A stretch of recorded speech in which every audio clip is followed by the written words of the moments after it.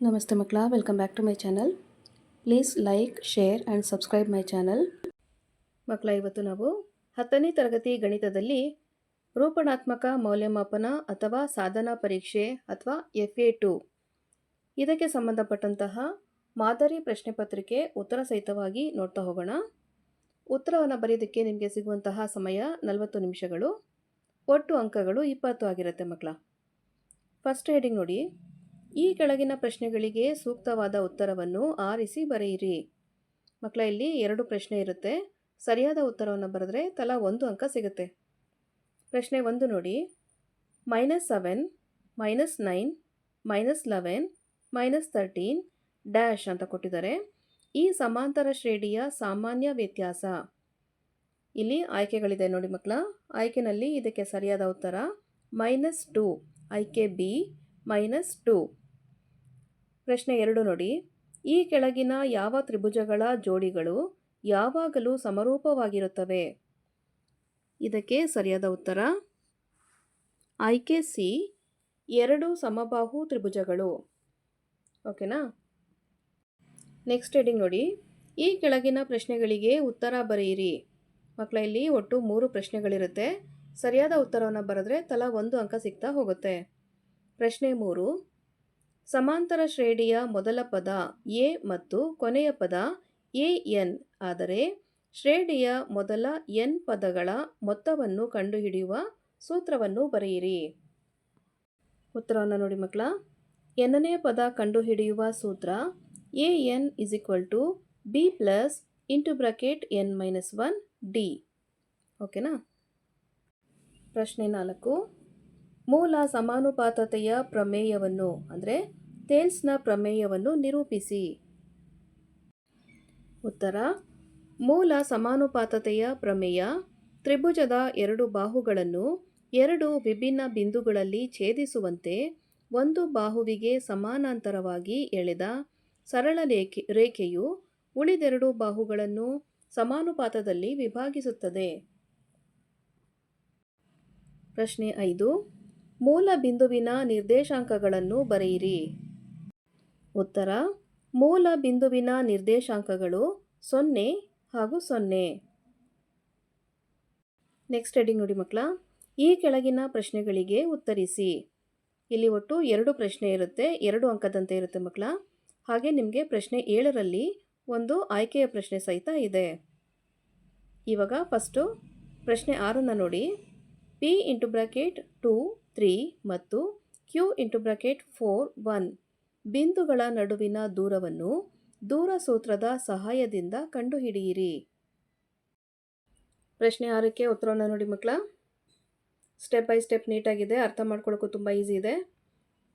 ಎಲ್ಲೆಲ್ಲಿ plus into minus ಏನಾಗಿದೆ ನೋಡಿ, ಮೈನಸ್ ಇಂಟು ಪ್ಲಸ್ ಏನಾಗಿದೆ ನೋಡಿ. ಓಕೆನಾ? ಎಲ್ಲೆಲ್ಲಿ ಹೋಲ್ ಸ್ಕ್ವೇರ್ ತೊಗೊಂಡಿದ್ದಾರೆ, ಯಾವುದನ್ನು ಯಾವುದರಲ್ಲಿ ಲೆಸ್ ಮಾಡಿದ್ದಾರೆ. ಓಕೆನಾ? ಪ್ರಶ್ನೆ 7 ನೋಡಿ. 2, 7, 12 ಡ್ಯಾಶ್ ಅಂತ ಕೊಟ್ಟಿದ್ದಾರೆ. ಈ ಸಮಾಂತರ ಶ್ರೇಣಿಯ 15ನೇ ಪದವನ್ನು ಸೂತ್ರದ ಸಹಾಯದಿಂದ ಕಂಡುಹಿಡಿಯಿರಿ. ಅಥವಾ 2 ಅಂಕಿಯ ಎಷ್ಟು ಸಂಖ್ಯೆಗಳು 3ರಿಂದ ಭಾಗಿಸಲ್ಪಡುತ್ತವೆ? ಇಲ್ಲಿ ಆಯ್ಕೆಯ ಪ್ರಶ್ನೆ ಇದೆಲ್ಲ ಮಕ್ಕಳ. ನಿಮಗೆ ಯಾವುದು ಕಂಪ್ಲೀಟಾಗಿ ಆನ್ಸರ್ ಗೊತ್ತಿದೆಯೋ ಆ ಒಂದು ಪ್ರಶ್ನೆಯನ್ನು ನೀವು ಆಯ್ಕೆ ಮಾಡಿಕೊಂಡು ಉತ್ತರವನ್ನು ಬರೆಯುವಂಥದ್ದು. ಓಕೆ ನೋಡಿ ಮಕ್ಕಳ. ಮೊದಲಿಗೆ ಸಮಾಂತರ ಶ್ರೇಣಿಯ 15ನೇ ಪದವನ್ನು ಕಂಡುಹಿಡಿಯುವಂಥ ಸೂತ್ರ. ಆ ಸೂತ್ರಕ್ಕೆ ತಕ್ಕ ಹಾಗೆ ನೀವು ಅಂಕಿಗಳನ್ನ ಮೆನ್ಷನ್ ಮಾಡಬೇಕಾಗತ್ತೆ. ನೀಟಾಗಿ ಸ್ಟೆಪ್ ಬೈ ಸ್ಟೆಪ್ ಇದೆ. ತುಂಬ ಈಸಿ ಅನಿಸುತ್ತೆ ಮಕ್ಕಳ. ಓಕೆನಾ? ಮತ್ತೊಂದು ಪ್ರಶ್ನೆಗೆ ಉತ್ತರವನ್ನು ನೋಡಿ ಮಕ್ಕಳ. ಇದು ಆಯ್ಕೆಯಲ್ಲಿರುವಂತಹ ಪ್ರಶ್ನೆ.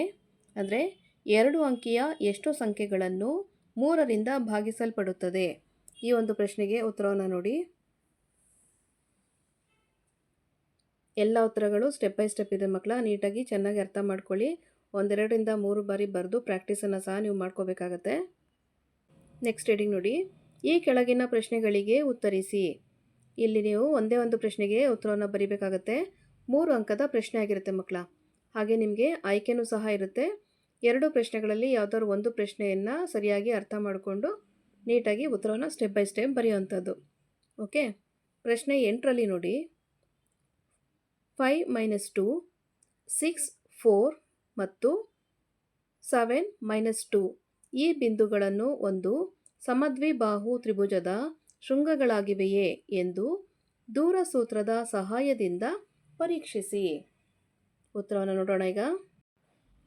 ಉತ್ತರವನ್ನು ನೋಡಿ ಮಕ್ಕಳ. ಬಲಭಾಗದಲ್ಲಿ ನಿಮಗೆ ಚಿತ್ರಣ ಸಹ ಕೊಟ್ಟಿದ್ದಾರೆ. ಎಲ್ಲೆಲ್ಲಿ ಯಾವ್ಯಾವ ಪಾಯಿಂಟ್ನ ಗುರ್ತು ಮಾಡಬೇಕು, ಹಾಗೆ ಅದರದ್ದು ಮೆಜರ್ಮೆಂಟ್ ಸಹ ಇದೆ.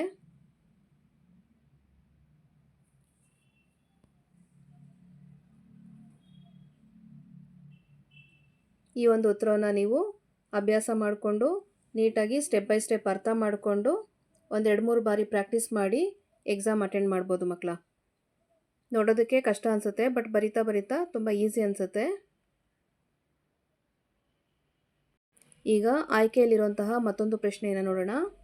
4 - 3 ಮತ್ತು 8 5 ಬಿಂದುಗಳನ್ನು ಸೇರಿಸುವ ರೇಖಾಖಂಡವನ್ನು ಆಂತರಿಕವಾಗಿ 3:1 ಅನುಪಾತದಲ್ಲಿ ವಿಭಾಗಿಸುವ ಬಿಂದುವಿನ ನಿರ್ದೇಶಾಂಕಗಳನ್ನು ಕಂಡುಹಿಡಿಯಿರಿ. ಆಯ್ಕೆಯಲ್ಲಿರುವಂತಹ ಪ್ರಶ್ನೆಗೆ ಉತ್ತರವನ್ನು ನೋಡಿ ಮಕ್ಕಳ. ವಿಡಿಯೋನ ಬೇಕಾದ್ರೆ ನೀವು ಪಾಸ್ ಮಾಡಿ ನೋಡ್ಕೋಬೋದು.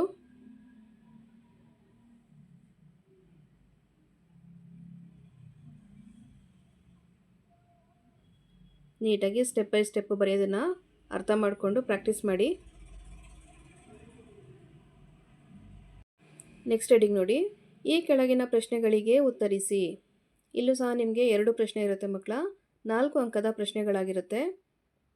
ಪ್ರಶ್ನೆ 9ರಲ್ಲಿ ಒಂದು ಸಮಾಂತರ ಶ್ರೇಣಿಯಲ್ಲಿ 7 ಪದವು ಅದರ 2ನೇ ಪದದ 4ರಷ್ಟಿದೆ ಹಾಗೂ ಶ್ರೇಣಿಯ 12ನೇ ಪದವು 4ನೇ ಪದದ 3ರಷ್ಟಕ್ಕಿಂತ 2 ಹೆಚ್ಚಾಗಿದೆ. ಹಾಗಾದರೆ ಆ ಶ್ರೇಣಿಯನ್ನು ಕಂಡುಹಿಡಿಯಿರಿ.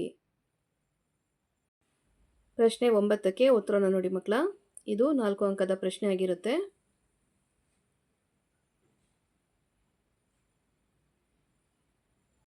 ಒಂಬತ್ತನೇ ಪ್ರಶ್ನೆಯ ಉತ್ತರ ಕಂಟಿನ್ಯೂ ಆಗ್ತಾ ಇದೆ ನೋಡಿ, ಕನ್ಫ್ಯೂಸ್ ಮಾಡ್ಕೋಬೇಡಿ. ಸಮೀಕರಣಗಳಿದೆ. ಸಮೀಕರಣ 1 ಮೇಲಿನ ಪೇಜಲ್ಲಿ ತೋರಿಸಿದೆ. ಈಗ ಇದು ಸಮೀಕರಣ 2.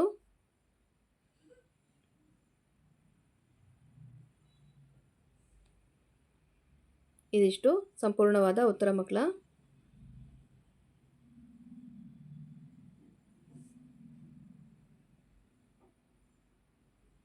ನೆಕ್ಸ್ಟು ಪ್ರಶ್ನೆ 10 ನೋಡಿ. 2 ತ್ರಿಭುಜಗಳಲ್ಲಿ ಅನುರೂಪ ಕೋನಗಳು ಸಮವಾದರೆ ಅವುಗಳ ಅನುರೂಪ ಬಾಹುಗಳ ಅನುಪಾತಗಳು ಸಮ ಎಂದು ಸಾಧಿಸಿ. ಇದು ನೋಡಿ ಮಕ್ಕಳ, ಪ್ರಶ್ನೆ 10ಕ್ಕೆ ಇರುವಂತಹ ಉತ್ತರ. ಬಲಭಾಗದಲ್ಲಿ ಡಯಾಗ್ರಾಮ್ ಸಹ ಇದೆ ನೋಡಿ ಮಕ್ಕಳ. ನೇಮಿಂಗ್ ಸಹ ಆಗಿದೆ.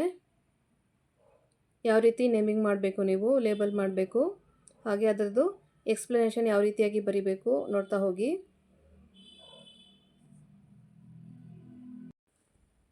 ಇದು ಅದೇ ಪ್ರಶ್ನೆಗೆ ಉತ್ತರ ಕಂಟಿನ್ಯೂ ಆಗಿರೋದು ನೋಡಿ ಮಕ್ಕಳ.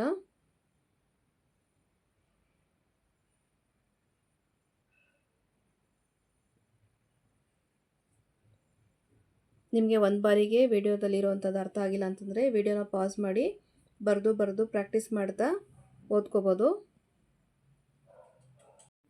ಮಕ್ಕಳ, ಇಲ್ಲಿಗೆ 10ನೇ ತರಗತಿ ಗಣಿತದಲ್ಲಿ FA2 ಅಥವಾ ರೂಪಣಾತ್ಮಕ ಮೌಲ್ಯಮಾಪನ ಅಥವಾ ಸಾಧನಾ ಪರೀಕ್ಷೆ 2ರ ಮಾದರಿ ಪ್ರಶ್ನೆ ಪತ್ರಿಕೆ ಉತ್ತರ ಸಹಿತವಾಗಿ ಮುಕ್ತಾಯಗೊಂಡಿದೆ. ಈ ವಿಡಿಯೋ ನಿಮ್ಗೆ ಇಷ್ಟ ಆದಲ್ಲಿ ದಯವಿಟ್ಟು ನಮ್ಮ ಚಾನಲ್ನ ಲೈಕ್ ಮಾಡಿ, ಶೇರ್ ಮಾಡಿ, ಸಬ್ಸ್ಕ್ರೈಬ್ ಮಾಡಿಕೊಂಡು ನಾವು ಹಾಕೋಂಥ ಎಲ್ಲ ವಿಡಿಯೋವನ್ನು ನೋಡ್ತಾ ನಮ್ಮನ್ನು ಎನ್ಕರೇಜ್ ಮಾಡ್ತಾ ಹೋಗಿ ಮಕ್ಕಳ. Thank you for watching. Bye bye.